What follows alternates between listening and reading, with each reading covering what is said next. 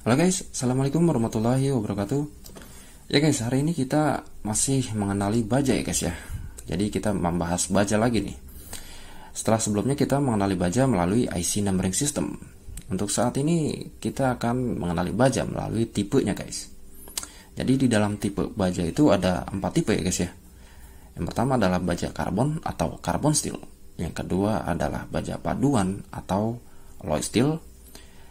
Yang ketiga adalah baja tahan karat atau stainless steel. Dan yang terakhir adalah tool steel atau baja perkakas ya guys ya. Ya untuk part ini kita akan membahas mengenai carbon steel. Stay tune terus di Ken Adam Channel, kita akan kembali setelah intro berikut.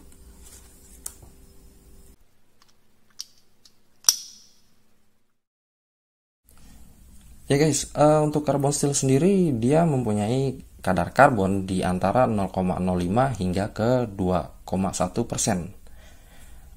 dari weight totalnya dia ya guys ya. Dan ada kontroversi menyebutkan bahwa steel is carbon steel, artinya baja adalah baja karbon. Ya sebenarnya secara materi penyusun ya itu ada benarnya ya, karena materi penyusunnya sama guys. Tetapi ini tidak bisa dijadikan sebuah generalisasi ya, bahwa semua baja adalah baja karbon guys. Karena baja karbon ini adalah sebuah jenis baja.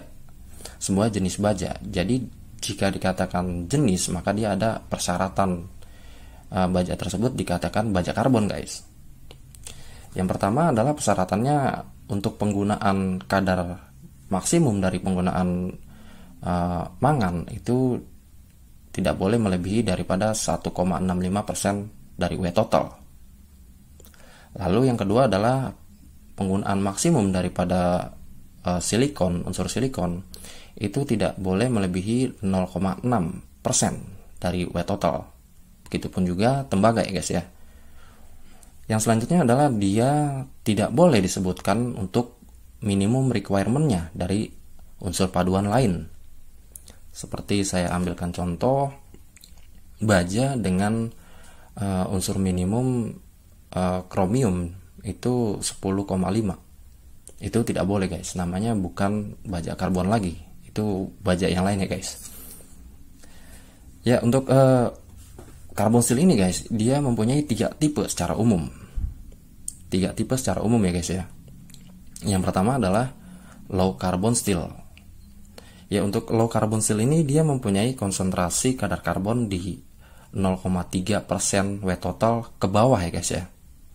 Jadi dari 0,05 hingga ke 0,3%.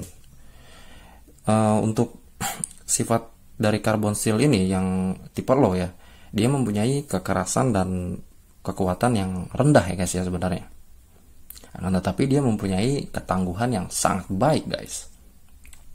Jadi dia tuh tidak keras ya, tapi tangguh.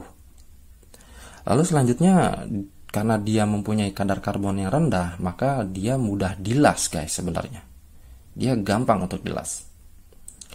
Dan selanjutnya, karena dia tidak keras ya guys ya, tadi tidak keras dan tidak kuat, maka dia mudah dibentuk. Jadi mudah dibentuk dan mudah dipotong ya guys ya, untuk low carbon steel ini.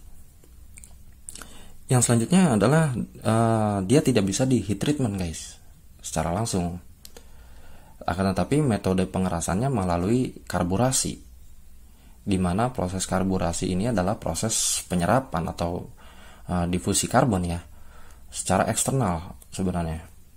Jadi material low carbon steel ini yang sudah jadi itu diberikan atau ditambahkan karbon lagi secara eksternal guys, melalui karbon padat seperti arang, ataupun teknologi zaman sekarang itu menggunakan plasma ya, ataupun gas, yang bertujuan untuk menambahkan kadar karbon di dalam low carbon steel itu ya guys ya.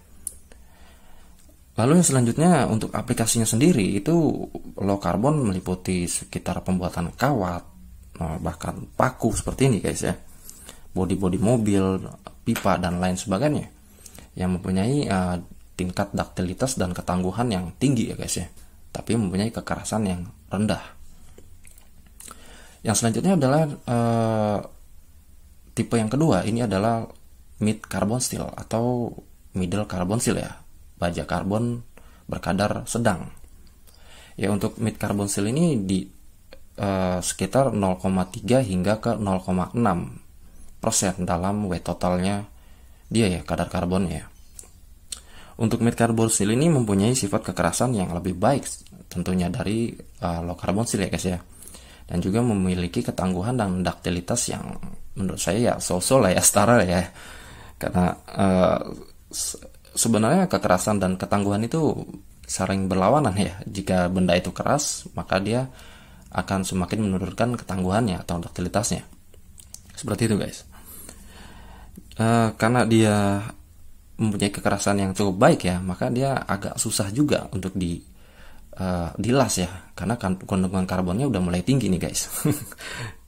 Lalu selanjutnya dia mempunyai unsur karbon yang cukup untuk bisa di heat treatment guys. Jadi dia bisa dilakukan perlakuan panas ya guys ya, seperti hardening dan tempering.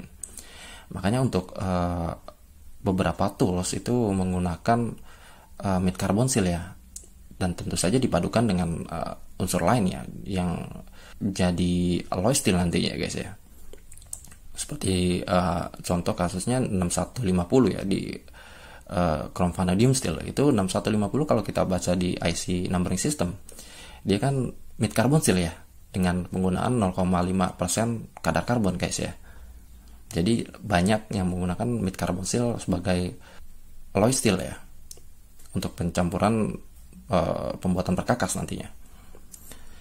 Ya, untuk aplikasinya sendiri di mid carbon steel ini guys, sekitar pembuatan gandar, skrup, silinder, poros engkol, dan bahkan martil ini ya. Martil ini kalau saya bilang banyak yang terbuat dari mid carbon steel ya, karena mempunyai duktilitas yang tinggi ya. Jadi dia nggak cepat patah, tapi pengok guys nantinya. Itu untuk aplikasi carbon steel murninya ya guys ya.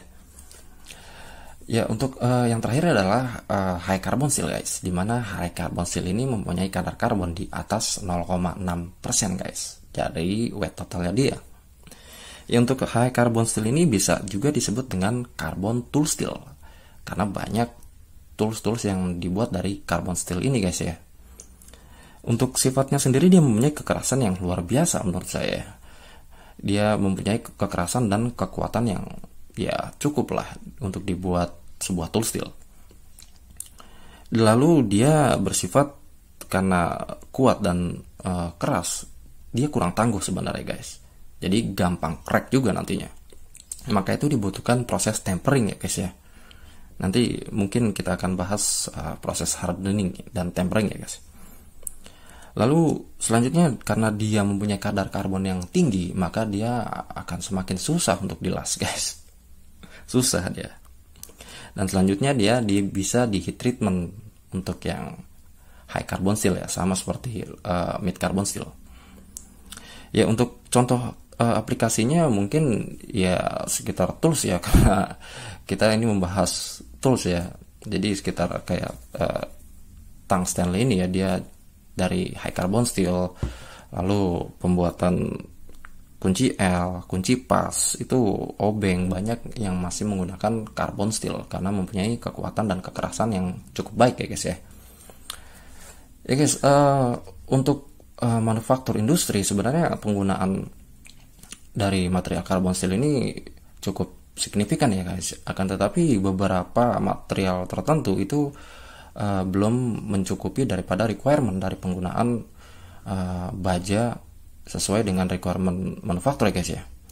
Maka itu perlu ditambahkan unsur-unsur lain seperti mangan, kromium, nikel, vanadium, dan lainnya.